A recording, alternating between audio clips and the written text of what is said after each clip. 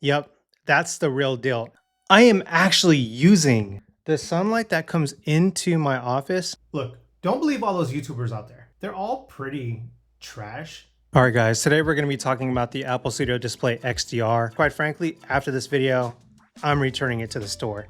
So this monitor is a standard glossy version. You know, it's the XDR, so it has 2000 peak nits in HDR, 1000 sustained, and it is really bright. I do want to say that the panel is really clean. If you look at the front, it's nice and crisp. The one thing you should note is that it is not frameless. There is a bezel going around. So now the first thing I wish that this monitor could have improved upon is having it be 32 inches. Now, I didn't think I wanted a 32-inch monitor. I'm actually coming from a 32-inch monitor. Feels kind of chunky. But then when I look at this monitor for the amount of money I'm spending, it feels more akin to my daughter's 24-inch iMac than my 32-inch Asus Pro. I think at $3,300, a 32-inch monitor is not a lot to ask for. If you look at the back of this monitor, it looks just like a normal studio display. You could technically buy two studio displays for the price of this XDR. In fact, when I went to the Apple store, there's like 4 displays lined up. You'd be really hard pressed to figure out which one was the XDR. Sure, the top is a little different with the grill vents. One thing that I really liked about the original XDR was the cheese grater back. I would have spent a little more if it meant I was gonna get 32 inches of a screen that looked different. Like, if you remember that when someone had it, it was like, yep, that's the real deal. And I wish for $3,300, we had that same feeling here. All right, now let's actually talk about the stand. The stand is really nice. What's really cool about the display is that it does have the tilt, okay? This is max tilt here. This is max tilt here. And it could actually go up and down. So this is max height. This is as low as it gets. What's really interesting about this stand compared to other displays I've had is that I am actually using the height adjustment and the tilt regularly throughout the day, especially for a sit stand desk where you stand up and if you're not like perfectly proportionate, when you're sitting down, you might want the display one height. When you're standing up, you might want it a different height. And the only way to accomplish that with my other displays easily was to get a monitor arm. And quite frankly, even with the monitor arm, my displays, like my 32-inch was so heavy that I'm like, I'm not moving this thing around. Once it's like locked in, it's locked in. The other thing you should know is that this thing does not swivel. And I believe the previous XDR, the OG XDR swiveled. I think it was like, you lift it all the way to the top, it unlocks and you can swivel it. You cannot swivel it. So if you want a display that has the swivel capabilities, you're probably gonna wanna get the VESA mount. And then with the VESA mount, you're gonna wanna get a monitor arm that you can actually rotate. So let's talk cables. One of the first things we should talk about is this power cable. It looks like you can detach it. I don't think you can. And if that's the case, that's kind of problematic because I remember the cables that came with the Apple Thunderbolt display back in around the 2011 era. A lot of the Thunderbolt displays started giving up, not because people didn't like the display anymore. People loved those displays. It's just the cable started to fray. And if you wanted to replace it, it was like surgery. I will say that the cable itself is really nice. If you look at these cables up front, you'll notice that the quality is different than what I remember the Thunderbolt display cables to be like. And so maybe this has a little more ruggedness to it and a little bit of maybe flexibility. And hopefully that makes this a lot more durable. This also comes with the Thunderbolt 5 Pro cable. And it is a really nice looking cable. It's not very long, it's 1 meter, but I think 1 meter is gonna be enough for most folks. It matches the power cable. Now, when you look at the back here, there are 4 ports. 2 of them are Thunderbolt 5 and 2 of them are USB-C. So on the Thunderbolt 5 channel, you're gonna be able to get up to 120 gigabits per second. And with the USB-C channels, you're gonna get up to 10 gigabits per second, which is really solid actually, because that means you could use things like Ethernet adapters to get you 10 gigabit per second in theory, and you have what you need there. All right, for this segment, we're gonna talk about the webcam, the speakers, and the microphone, and I'm actually gonna use all of that for this specific part so you can get a sense of what it's like.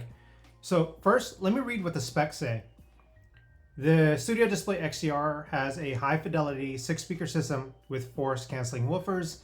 It has wide stereo sound, and it also has support for spatial audio when playing music or video with Dolby Atmos. It has a studio quality 3 mic array with high signal to noise ratio and directional beamforming, and it also supports Hey Siri.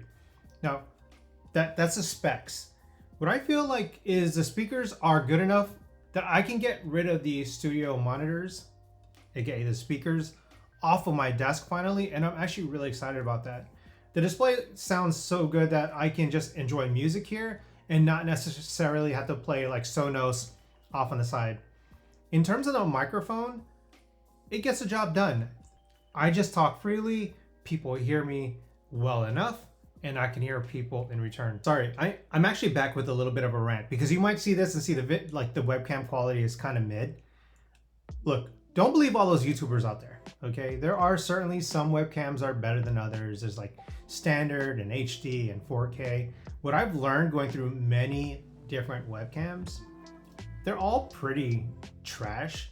Like, if I'm gonna be real, the video quality often very questionable, and even if the quality is okay, the software is buggy. Like, I cannot tell you how many times I've had a call and the video just like freezes out. So you're probably wondering, Romy, why are you going to return this display? You're saying a lot of good things about it.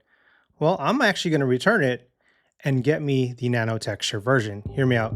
The Thunderbolt display I had in the past was glossy and it looked really good. In fact, I missed that because when I got like an Asus monitor, it's kind of the matte look, and I was like, man, I really miss the look of one that is glass/gloss.